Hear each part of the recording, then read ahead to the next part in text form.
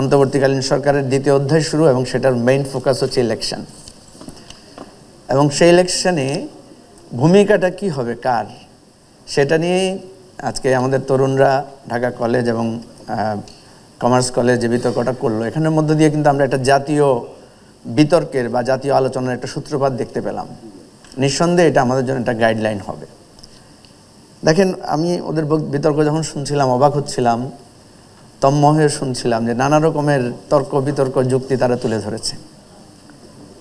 একবার মনে হচ্ছে ওদের কথাই ঠিক, আবার মনে হচ্ছে ওদের যুক্তিটাও তো অনেক স্ট্রং। দেখেন, আমাদের দেশে কি হয়েছে, জনগণ ভোট দিয়েছে কিন্তু ফলাফল দেখা গেছে উল্টা। এরকম ইলেকশন হয়েছে না?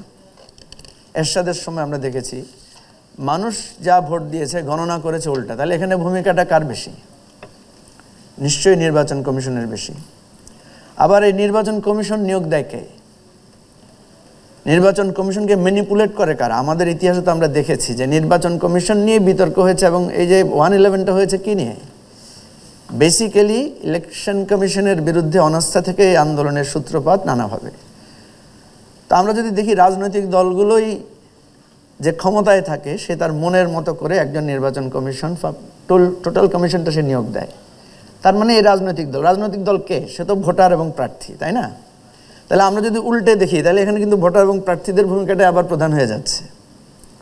আবার ভোটার এবং প্রার্থীদের হাত ধরেই যিনি ইলেকশন কমিশন হচ্ছেন উনি যখন ওই যাকে যে নিয়োগ দিয়েছে তার প্রতি সে যখন বায়াস হচ্ছে তখন সে রাতে ভোট নিয়ে নিচ্ছে, কখনো সে ভোট গণনা বাক্স সরিয়ে নিয়ে যাচ্ছে, কখনো বা দেখা যাচ্ছে 2 মিনিটে মানে 20-25টা সিল মেরে জমা দিয়ে দিচ্ছে এবং প্রিজাইডিং অফিসাররা সেখানে হেল্প করছে।